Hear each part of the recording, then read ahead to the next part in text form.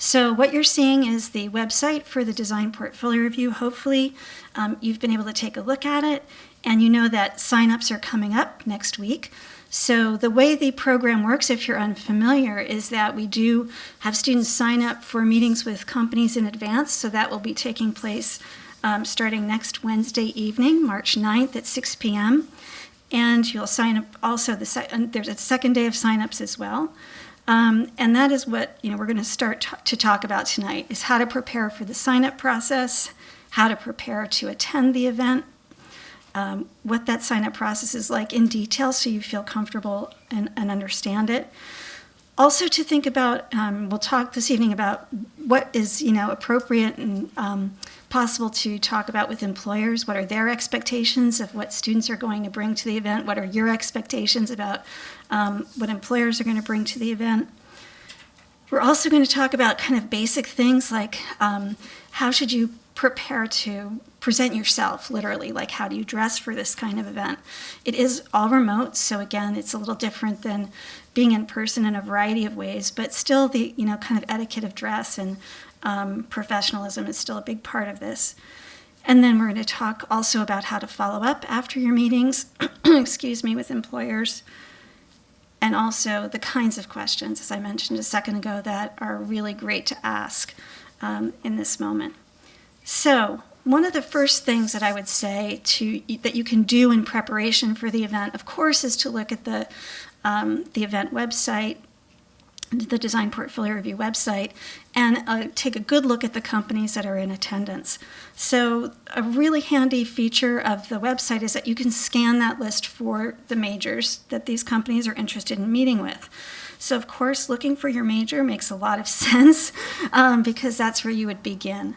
I will say this though, if you're an illustration student who loves animation, or you're an FAV student who loves illustration, you can look at all the majors that companies are interested in, and by identifying those that not only associate with your major, but are also really interesting to you because of the type of work you make, which could be interpreted into a different major, is another good thing to kind of keep on the radar. So I hope that makes sense to you.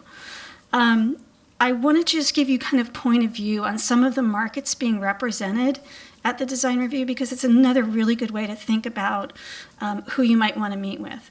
So for instance, within the kind of zone of animation, we have companies like Black Math, DreamWorks, Proletariat, Titmouse, and Webtoon.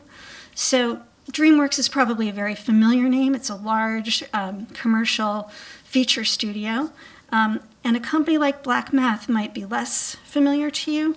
So that being said, I wanted to give you just a quick point of view on what does it look like? What kind of work do they do? And this is what I would be encouraging all of you to do going forward. Just check out the website of the company, get a sense of the type of work that they make. So with Black Math, they do a combination of actually live action and animation work, and a lot of it is used for branding purposes, but they also do work for print, and they also do work for broadcast design, so it's very varied. It's also a company that has attended our programs in the past. They've hired interns from RISD in the past, and the last time that Black Math participated, I think they were here for Internship Connect in the fall, and a RISD grad was representing them. So it is possible that when you're meeting with the reviewers, they're RISD folks, and you may find that out kind of as you're talking with them. It's not necessarily something you would know in advance, but that's not unusual at all. Another area that will be represented by companies is the world of branding, also known, in some cases as advertising or brand design. So among the companies, again, just like a small selection I wanted to share with you this evening, is Argo Design and/or Studio, David and Goliath, and Wolf Olins. And Wolf Olins has participated in the past, and/or Studio is new to the event this year, and it is also owned by women, two of which are RISD grads, just to say. And/or is a tiny studio with many contractors who work with them. And just as kind of quick point of reference, Argo Design is another company that has attended our programs before, and they do mostly experience design, just to say quickly about them. We also have companies representing publishing, which is really terrific. That applies to both illustration students often and graphic design students, and maybe others of you who do like that work and have done some of it and have it in your portfolio. So among the publishing companies that I wanted to give a shout out to are Candlewick Press, Chronicle Books, Cider Mill Press, and Disney Hyperion. So just to say, Chronicle has been a longtime supporter of the Career Center and of RISD students and alumni. And they have a terrific fellowship program that is basically a year-long program. They've got 3 or 4 postings in artworks right now for graphic designers and for a project manager position. And they will be eager to talk to students who have interests not only in those positions, but in their work in general, and in the fellowship as well. The deadline for the fellowship application, I think, is April 4th. So again, very well timed for them to be coming to our event and for you to have the chance to talk with them. We also have companies, firms, and studios representing the realm of architecture. Dutch East Design, Fox Architects, Gensler, and Perkins & Will. Again, all these companies except Dutch East has participated in the past.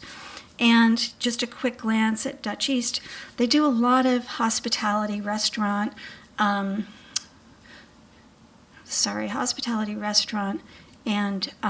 hotels are kind of in their wheelhouse. So you just get a sense of kind of their design aesthetic and style from the homepage of their website. We have companies representing interior architecture, Elkis Manfredi, Goody Clancy, Hutger Architects, and Woods Baggett. Woods Baggett happens to be owned by a RISD alum, I believe, and or a person who's a principal, if not owner, of the company. All the other 3 companies have been to the review in the past. They have hired interns. They're really terrific companies who, again, are big supporters of RISD students and alumni. Here's just a quick glance at Elkis Manfredi. They are basically a full-service architecture firm with an interiors division, a master planning division, and so on. Landscape architecture is represented as well. Land Design, Olin, Snøhetta, Weston, and Sampson. And Land Design is new to the review this year. They have offices in 4 or 5 locations, including Washington, D.C., North Carolina, Florida, Boulder, Colorado, I think, and I might be misremembering one. But again, a very traditional kind of landscape architecture firm. And then into the realm of technology, you can tell this is vast in terms of the types of representation. We have Apple attending this year, Google Creative Lab, Lit Motors, Meta Facebook, and Vicarious Surgical. All really interesting companies in their own right for different reasons. The one I wanted to really point out to you is Vicarious. It's a really interesting company. We have a RISD grad from graphic design who basically started his career in AR and VR and is now working for Vicarious Surgical. And they create robotics as well as AR and VR to do low, minimally invasive surgery. So really fascinating work, and also really unique in terms of technology that is also incorporating design and design thinking into what they do. And then just lastly, there are specialty markets that are represented by different companies too. The Bright Agency, which represents illustrators, Fjord, which is an experienced design firm, Something Special Studios, that is a consultancy and strategy agency, Meridia, that is a textiles design company, Perception, which works on feature films. And this is just, again, a smattering of these things, of these types of companies. So my word to you is take a deep dive when you can to really take a close look at the companies that you're interested in, make notes about them, and that will be super helpful to you as you prepare to sign up to meet with them. So I'm going to transition now to Jason to give you kind of the deep dive on how you'll use artworks and get involved in the sign-up process. The one thing I realized I forgot to say was that we are really eager to hear your questions, and I should have mentioned this at the get-go, and I just this moment realized I didn't. So please, if you have questions, ask them as we go. It will not be disruptive or an interruption, and we want you to make the most of this evening by getting your questions answered. So I'm going to leave it to Jason. Please ask questions as we go, and we'll be happy to answer. Thank you. Thank you, Susan. Hey, everybody. I'm Jason, career advisor in the Career Center. And to start with, I'm going to walk through the Artworks process. Has everybody checked out Artworks before? We use Artworks for everything, for appointments, for job listings, and also for our major events. It was actually one of the reasons why we changed our platform in 2019 was to enhance our ability to serve an event like Design Portfolio Review. So I'm psyched to go through this. And as Susan said, please ask questions as we go. So to start with, it's important for us to get out of the way just a little bit of terminology explanations here. So when we're talking about a portfolio review in the art and design world, in our system, we utilize a system called On-Campus Interview, or OCI. So that's what that stands for. We screamed and kicked our feet to try to get that changed, but they wouldn't listen to us, so we're kind of stuck with it at this point. But it does serve us very well because it's very similar to when a company comes and does on-campus interviews. It's just that we're doing like over 100 of them at this event.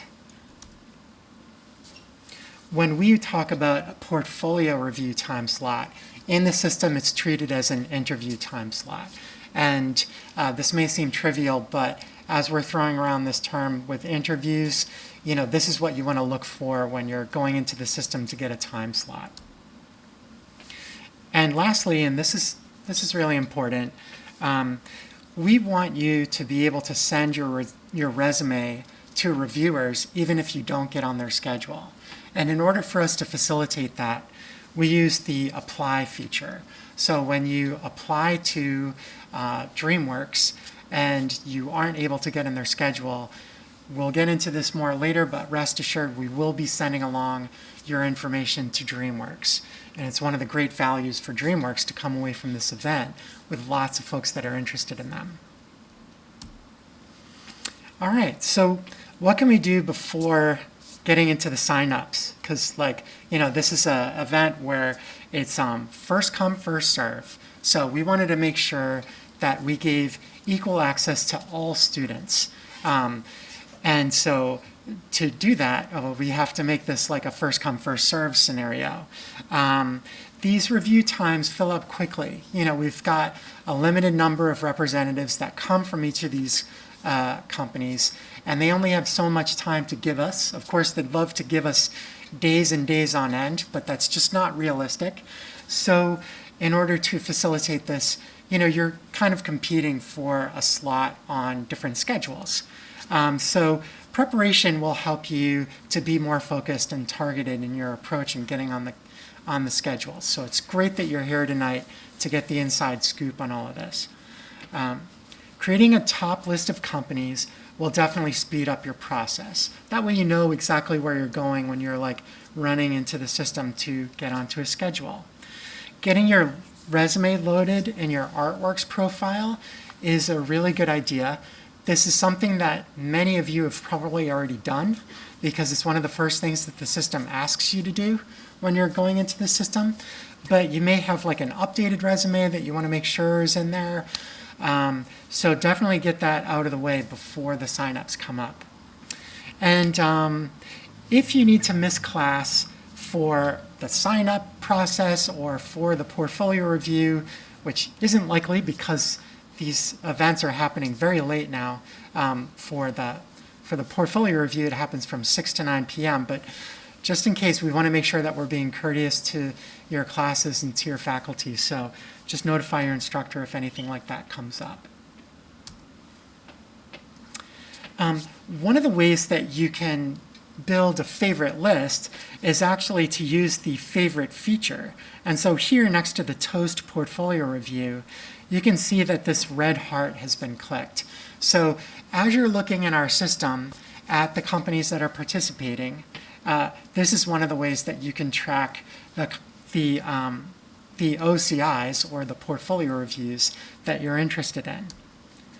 And when you're in our system and you've clicked OCI and job listings on the left-hand side, and up here you can see we've selected OCI in the top, we can actually apply a filter, and it's called the favorite filter. So by clicking yes to favorite only, it ensures that you're only looking at your favorite OCIs. So when you're going in to sign up for portfolio reviews, this is going to speed up the process. You're not looking at over 100 OCIs. You're looking at just the ones that you're most interested in. Make sense, everybody, so far? Cool. All right, so what's it like on the sign-up night? So on March 9th, which is a Wednesday, at 6 p.m., you'll log into Artworks just as you normally would, and you'll use the single sign-on feature. And I don't need to hit the play button. That is not a movie. Okay, just thinking out loud. So we've got the URL for Artworks, just in case you didn't realize it. We do recommend using a laptop. You technically could use a mobile device for Artworks, but we find that Artworks is really optimized for laptop when it comes to like scrolling through lists and stuff like that. I think that you'll have a better overall experience. Now, to find the companies, as I had mentioned before, you'll click on OCI and jobs on the left, and then you'll click that OCI at the top, and you'll be looking at the OCIs that are available. And if you use that trick that I was mentioning, you could be looking at your favorite list. And just so that we see what this looks like, we'll just play this through for you. This is a screen recording.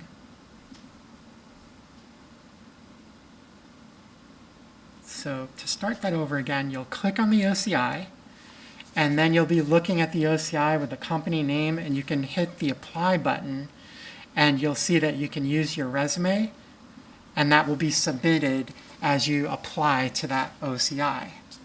So this is essentially like saying like, okay, test company, I want to get on your schedule. The first step is I'm going to apply to your OCI, or on-campus interview. Now, when we're looking at day one, we're talking about a limit of 3 applications.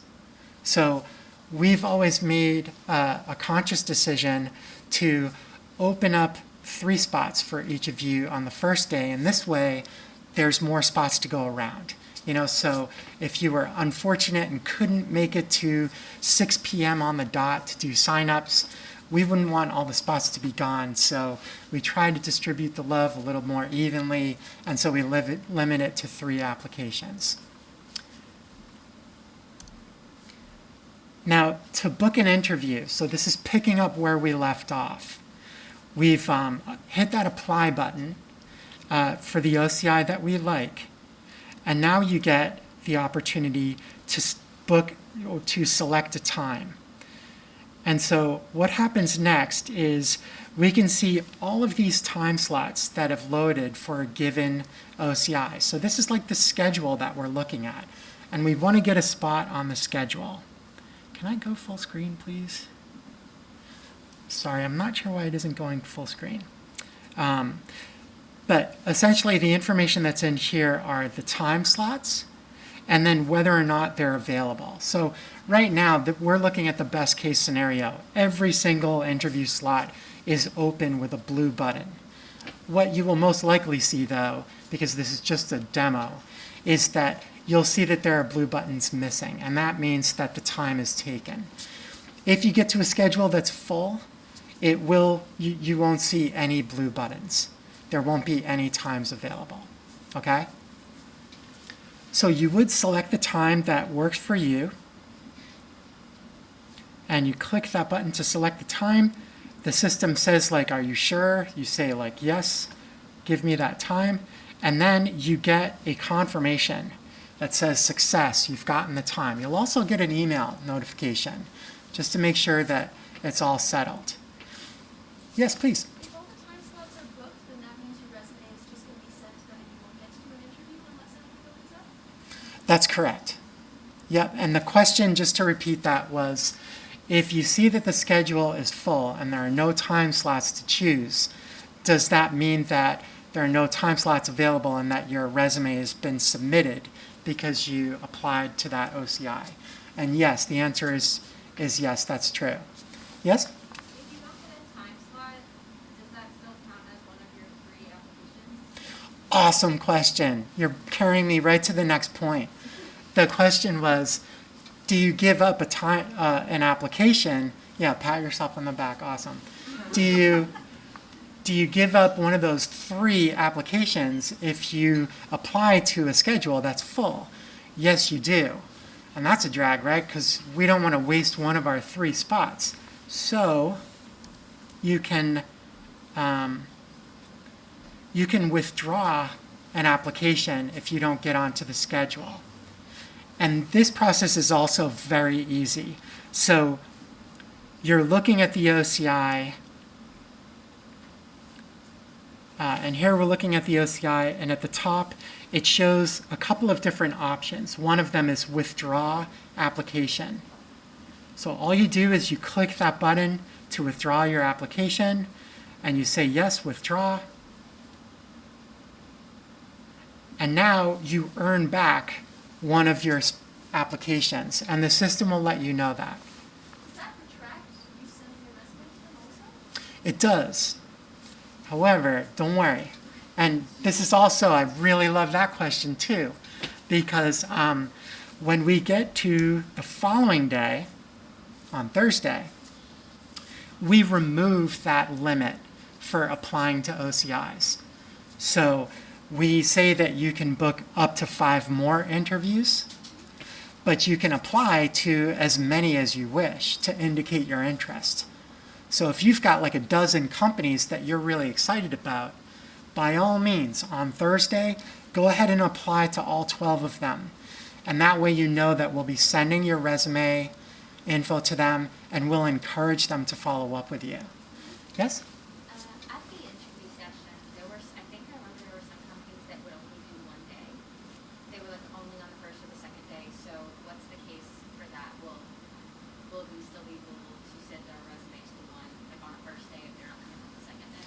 Great question. The question was, if a company is only participating in 1 day, does that at all influence how your resume gets to them? Is that a fair summary?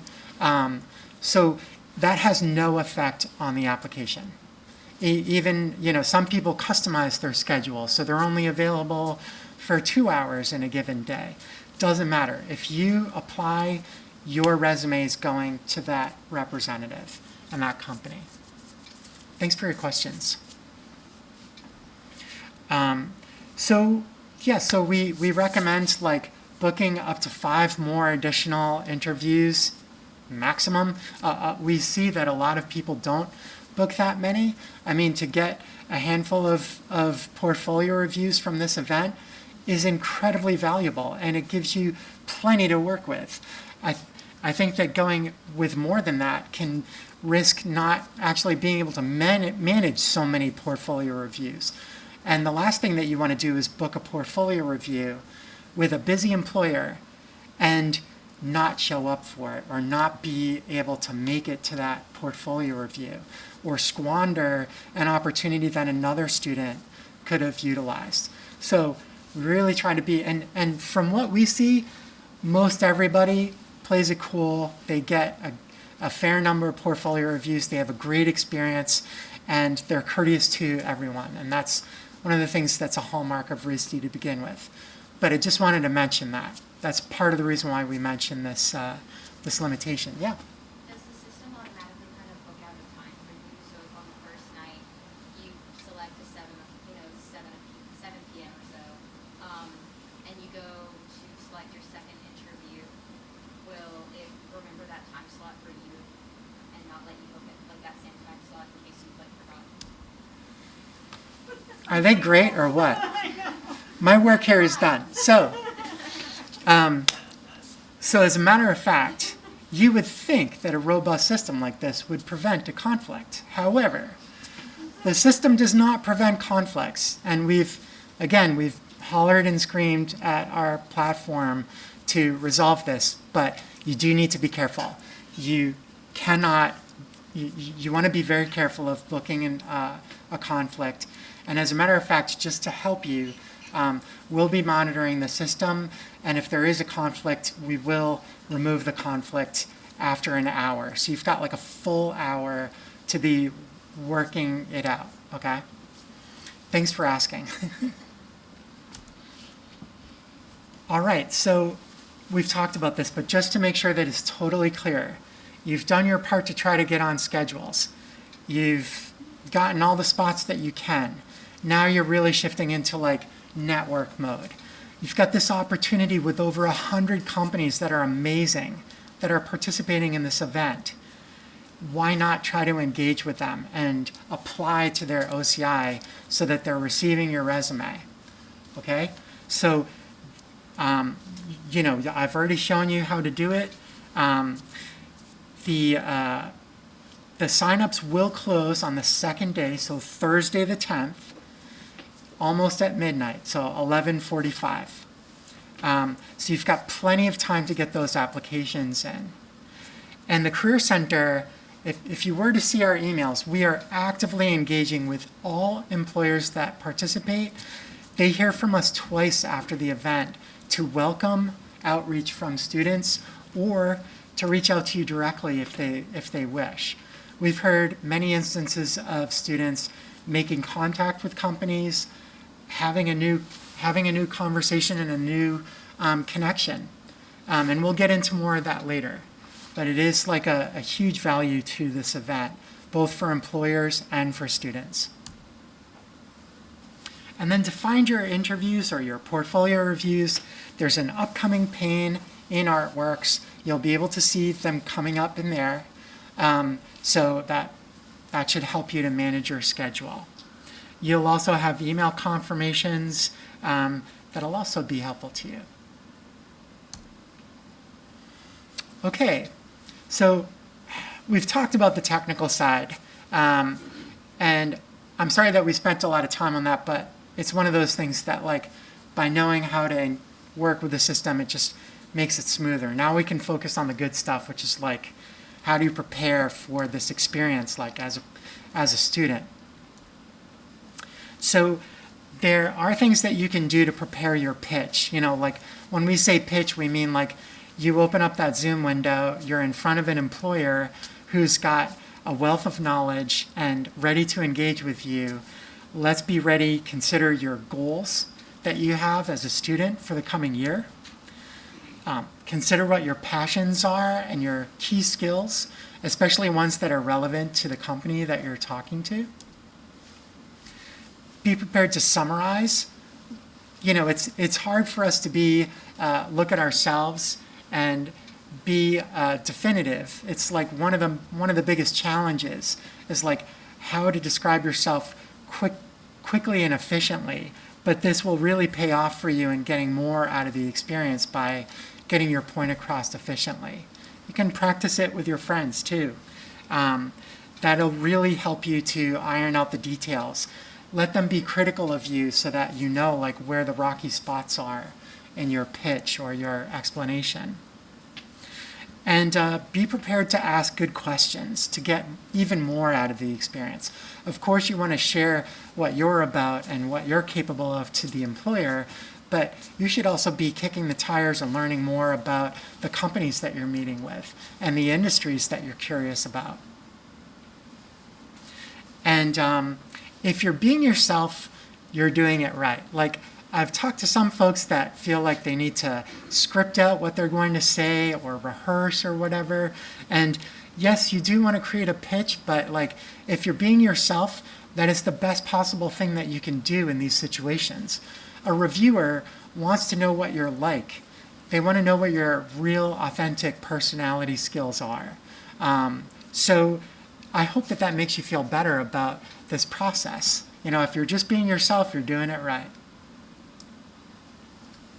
So what's it like? We've had in-person portfolio reviews in the past, and we've been like really amazed at how awesome the remote version of this event is. Of course, we all want to be in the same room with each other, and we all want to be meeting in person, but there are distinct advantages to this. We've gotten more engagement from employers on the West Coast, or that wouldn't ordinarily be able to travel such a distance, or wouldn't have been as in favor with traveling out of state and putting themselves up in a hotel or whatever. And we've gotten, the other thing is that you don't have to worry about interfering with your studio time or your class time. So that may not seem like a big deal to you now because this is all you know, but trust me, it can be a challenge when it's during the middle of the day, as it has been in the past. So remote definitely has had some advantages. We've got a picture in here of some happy faces in the in-person event. And really, it's in terms of your preparation and expressing yourself and being professionally presentable, the rules still apply to being in front of a screen. You do want to show that you care. And I feel like we've all been very well acquainted with Zoom etiquette and preparing, but it is worth making sure that your setup is solid, your Wi-Fi signal is strong, you've got a quiet place with limited distractions so that you can really focus on your experience. The space is well lit, you've shut off notifications on your devices. Try to remove those hiccups that could trip you up as you're trying to enjoy a short period of time with a professional. Now, how to present. There is an element of time with all of this. You've got 15 minutes to work with. That can seem daunting, so I think maybe if we look at 15 minutes differently, we can feel a little better about this, right? It's an opportunity. It's a long time. It's 15 whole minutes. So you've got time to ask how the reviewer would like to look at your work. Some reviewers may say, oh, I know your work and I want you to focus on this one project. Or on the other hand, they'll say I just want to sit here and have you take me through your work. Show me what you think is most relevant to my studio. So if you're ready for anything, that's the best way to approach an event like this. And you can ask their preference, yes? You said they might know your work. Is there a way that they see your work prior to the thing? Yeah, thanks for the question. So you've all signed up, you've all applied to these OCIs. We send your resumes. If you get onto their schedule, they are receiving your resumes before the event. Now, some employers are so busy, they just show up and they're seeing everything for the first time. And other employers, they want to be more in control and they want to check out all of your work beforehand. So that's why we say be ready for anything.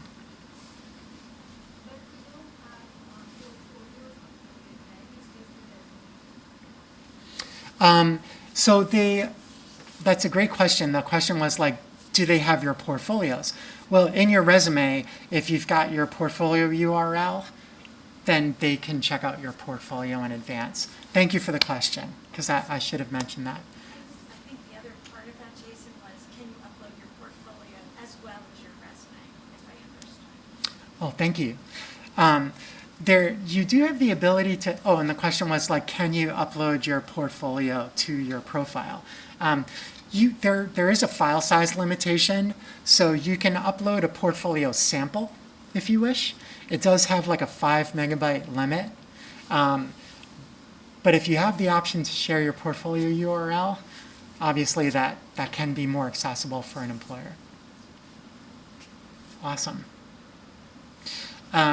You'll be sharing your computer audio if you've got a reel or an animated piece that you want to show with sound.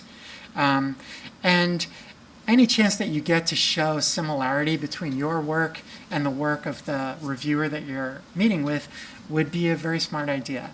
Way to draw the connections between their work and your work. Some simple questions to ask, what are the top skills you seek in applicants? What makes an applicant stand out? Is there anything you would recommend I add to my portfolio? Where do you post openings when you have them? I'd like to send a thank you and follow up in the future. What email address may I use to reach you? Or another way to ask for that is if you could get, well, yeah, because we're not in person, so you can't ask for business cards, but yeah, asking for their email is the best bet. And you'll notice that what's great about these questions is they're very simple. They're very open-ended. They kind of work universally. You can tweak them slightly for different reviewers that you're meeting with, but these should hopefully get the reviewer talking. So I've got a little true or false. I guess if it's true, raise your hand. The only way to connect with a popular company like Meta, Disney, or Google Creative Lab is by getting on their review schedule. True? False. You know, for these companies, and I want to be careful about this wording here. We're talking about getting onto a schedule. So some of these companies may have 20 spots on their schedule, and they're famously very hugely popular with RISD students. So they're getting like 100 applications. If the only way that they were going to engage with students was through this small bit of students that they're meeting on a schedule that was randomly assigned, first come, first serve, right? These companies are used to choosing students to meet with. When they come to RISD, because RISD is so promising, they're willing to let it be first come, first serve. So of course they want to come away from this event with many, many more contacts that they can follow up with or that they can welcome in the future. So this is a question that comes up a lot. We get students that will call us sometimes and be like, oh no, I didn't get my spot on a schedule with Google. And so everything's doomed. No, it's not doomed. We will send your materials to Google and you are encouraged to reach out to them after the fact. Another true or false. Meeting with a company that is not my favorite can provide me with helpful insights in pursuit of other companies. Yeah, exactly. So maybe you don't have a spot on your favorite company's schedule because they're like way too popular or something. If you find another company that's interested in your major or that you're interested in, definitely get in front of them. Test them out, practice a portfolio review with them. Or maybe they can give you feedback that's going to help you when you super care about your portfolio and you're presenting it to your dream company. This is the great thing about this event, and it's the only time that it will happen professionally, is you get to pick who you meet with in this event, and you get their undivided attention for 15 minutes. It's really valuable. Follow-up, and especially for those that you don't get to meet. You can send a thank you note or an email, connect to them on LinkedIn and on Instagram if appropriate. And do keep in touch with them, especially your favorite contacts. You know, nothing happens with these contacts if you're not keeping some degree of contact with them. And with networking, the name of the game is like being persistent. You know, everyone's busy, even if you don't hear back from them when you reach out to them. It doesn't mean that they don't want to talk to you. It probably means that they're way too busy and things are slipping through the cracks. So reach out to the employers who participated, share your enthusiasm for their work, tell them about your interests and share some of your work. The coolest thing about being an artist and a designer is we're working on stuff all the time. So share your work in an email message or in a message through LinkedIn. They love to see visuals. It's like free access to you with interviews. And you can inquire about internships or full-time opportunities when it's appropriate. I was going to say, what's like kind of a good appropriate means of keeping in touch after, if it's been how many months? Yeah, what's a good way to keep in touch if it's been, a number of months? So we strongly recommend starting with LinkedIn, and we will get into that in a little bit. It's just a great, convenient, low-pressure way to make contact. If you can graduate from LinkedIn eventually to email, fantastic. It's never too late to rekindle a connection with someone. So even if there's been a few months that have lapsed, you should still reach out, remind them of how you met, and get right into why you're passionate about their company. So what we're looking at here is, actually, this is a list from last year. So the day after the event, we will be posting this list of the participating companies. We can see the company list is in column A, the names and titles in B, C, and D. If they have an email contact and artworks, hello, in column E. And then if they're alums, column F and G. And this will get posted the day after the event. So March 17th, we'll have this ready. You can go to this URL at the bottom, Participating Companies 2022, and you'll find that link at the top. And if you go back to previous years, you can still check out companies that have participated in previous years. That's still handy. So we find someone that participated in an event like Alejandra here. We look them up on LinkedIn. We can check out their profile, and we can send them an invitation through LinkedIn. We're not going to do a deep dive into LinkedIn because that would take advantage of your valuable time, and it's too much to cover in one night. But needless to say, this is a great intro, super quick message. Hello, Ms. Delgado. Thanks for participating in the portfolio review. Huge fan of Apple, and although I was unable to meet you, I'm hoping to connect on LinkedIn. Thanks for considering, and take care. This is not a big ask. You're not asking for a job. You're not saying that you need help. You're just saying, like, I would like a connection. So it's baby steps. You're just taking a little step forward with them. And then you can also be searching in our employer directory and artwork. So you saw in that list of companies, we show if there's an email in artworks. You can also go to the employer directory. You can search by industry. Here I'm pulling up a filter for industry. And if I select apparel, it will show me all of the companies in our system that are related to apparel. And there's like over 11,000 companies in artworks. Dramatic effect. All right, so looking at the website again, so we've already said it before, the event website is your go-to for everything design portfolio review, and we made a streamlined question and answers page for the frequently asked questions, so please check that out. It covers a lot of the things that we talked about tonight, but it's written up efficiently and has a couple of other things that, like if you run into a problem during design portfolio review remote, we will be on hand, standing by, ready to take your call, either through our phone number or through our email, risdcareers@risd.edu. We'll actually be using one of those cool drop-in Zoom rooms so that you'll be able to get in front of our team. You'll see all of us will be there ready to help out. Super important, and we want to be supportive of you all.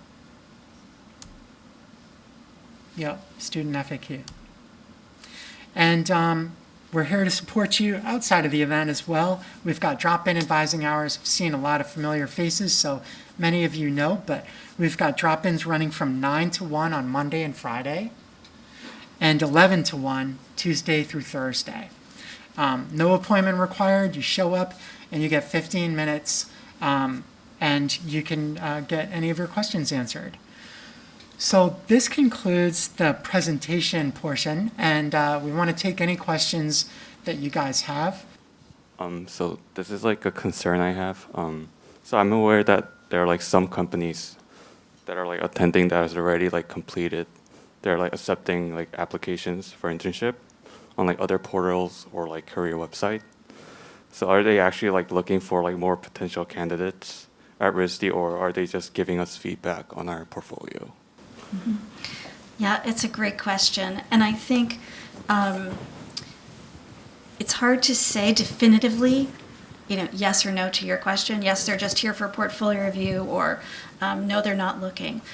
Any company that's coming to the portfolio review is interested in the work of RISD students. So that being said, this is a great question for you to ask the company if you're sitting with them.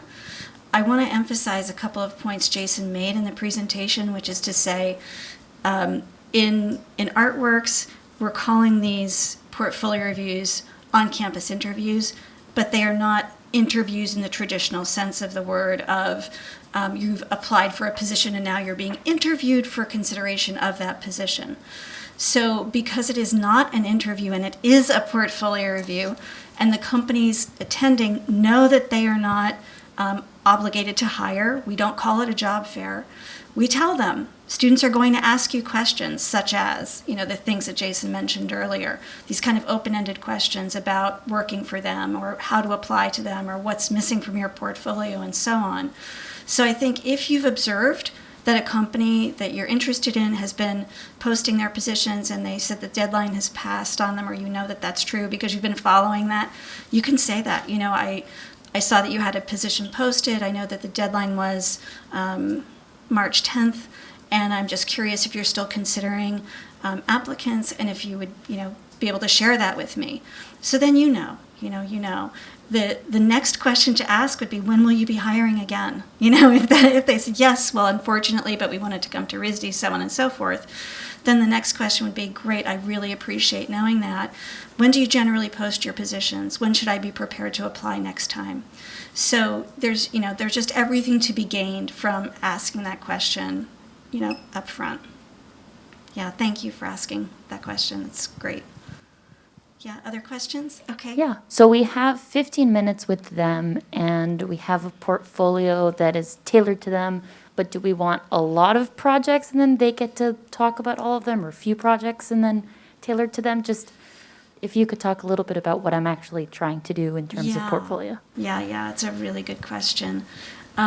So I would default to this. I would say one thing could happen, which is, as Jason mentioned, a company may have already observed all your work and want to talk to you about something by their choice. On the other hand, if they have not done that, then I would say you should choose the one project that you do not want them to miss and start there. Because for one reason or another, like this is your favorite work, or you think it's the most complete, most kind of fully formed project, or this is something that you're struggling with, you want to know what's their reaction to it because you're trying to figure out how to really represent this work in the best possible way.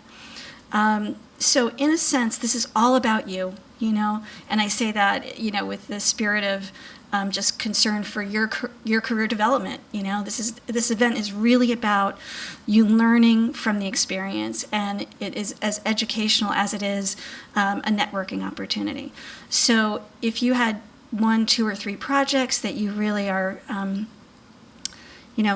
really want to make an impression, you want to get information about it from a trusted and professional source, that's how I would decide. Yeah. I think Jason, question up here. Yeah. So what's their best means of showing kind of our portfolio? Would Behance be, would that be fine? Or those who have like PDFs, versions of portfolios, like how's the best way to share that with them? Like, was it just us sharing our screen? Yeah. Or really? Yeah. Okay. Yeah. And whatever platform, it's your choice. I would say it's really based on your personal preferences for how to show your work. So for some that might be the PDF, for some it might be Behance, some might have their own websites at this point. So I don't know, Jason, do you have a thought about that too? Just, another point of view. Depending on your major also, so like if there may be some majors that lean more towards like having a demo reel, for instance, and then you're sharing your screen with an animation, like an animated demo reel, or with architecture, it's more common to use a PDF, and that is more conventional. So I think the logic that you should use is, when you think about it, you're trying to get feedback on your best presentation, right? So if your best presentation is a website or if it's a PDF, then give them the best experience that you have to provide, because you're not only getting feedback on your work, but you're also getting feedback on like how you present, right? Yeah, so in that case, it's a really good point. kind of like I said a moment ago, if your choice was Behance, you could say, do you like this experience of looking at work? Is there a different platform that you're aware of that I should consider? What advice would you have for me? Based on your market, based on your, professional point of view, what's your suggestion? Yes? Is there a recording of the meeting with a professional portfolio and demo reel? It's funny you should ask, Alan. There is a recording of the portfolio and demo reel, and it's on our website. We have a whole section of our website that is called Career Prep. And under Career Prep, we have all the common topics. So like resumes, cover letters with a video at the bottom, interviewing, creating a demo reel, creating a portfolio. Yeah, a lot of great stuff in there. LinkedIn, we've got a special video for that. Yeah. Thanks for asking. Other questions? Yeah. I guess like in our follow-up email, can we like reattach our portfolio, our resume, and like cover letters and things like that, or is it like too much? Like, Yeah, so when keeping in touch, it's common to have like a signature file at the bottom of your email, which would have like a link to your portfolio. It doesn't hurt to include a resume. That's pretty normal. I think that like cover letters are more intentional for a job application. So depending on the situation, you might think that it's appropriate, but it's less common to see people sending along cover letters. If you have a portfolio sample, and sorry to get complicated here, but it is kind of complicated. If you have a portfolio sample that you'd like to share, that's the whole point of having a portfolio sample, is that it's small. It gives like a little preview of what you're capable of. That can be a way to share more of your work in an email communication or through LinkedIn. Yeah, I have Thank you. like an additional thought to add to that, Jason. So if you, and this is like specific to if you've met somebody initially at the portfolio review and you've shared your work with them, they've seen some of it or, most of it, it would be very, very appropriate in a month, 4 to 6 weeks later. So the review's in the middle of March. Now it's like coming to the end of April. You may be job searching. You may still be internship searching. You may be just getting ready to prepare for finals. But by then you'd probably have some new work that you've developed in class. So it's a really ideal time to send a really brief hello, a reminder of how much you appreciated meeting with that person, a wish, kind of wishing them well as the spring is, underway, and just some new work that you'd like to share with them. And that can be, just maybe the next phase of something you showed them at the portfolio review, or maybe it is something that is near completion that you can comment on, and again, that is relational to the work that they do, possibly. But I think that follow-up is like, if you kind of think of it like you want to continue the conversation that you started, with just a brief kind of mention of something that you're thinking about in relationship to what you spoke to that person about at an earlier time. So in some ways it's less, I think it's a little less effort than if you were applying for a job for the first time, You're really just trying to continue the conversation. And that is like in the best possible way to start building your network going forward. Yeah.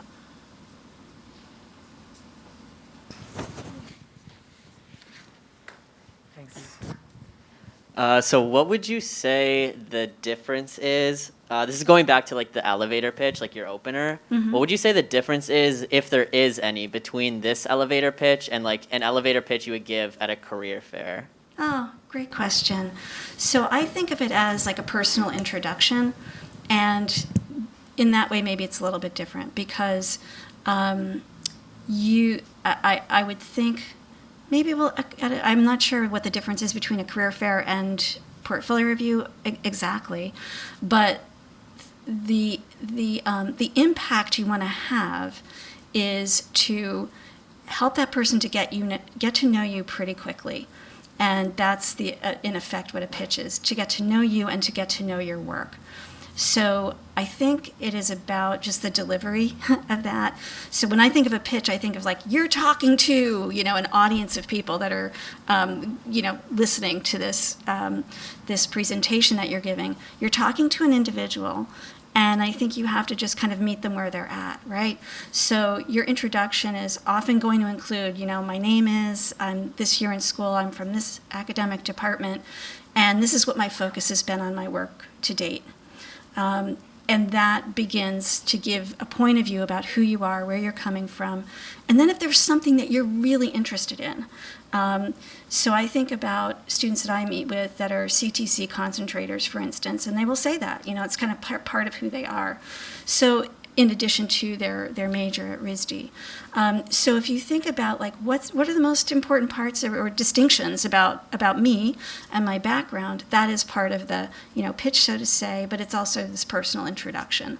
So I'm not sure if I answered your question, but that's how I would interpret a pitch, as like a personal introduction in this case.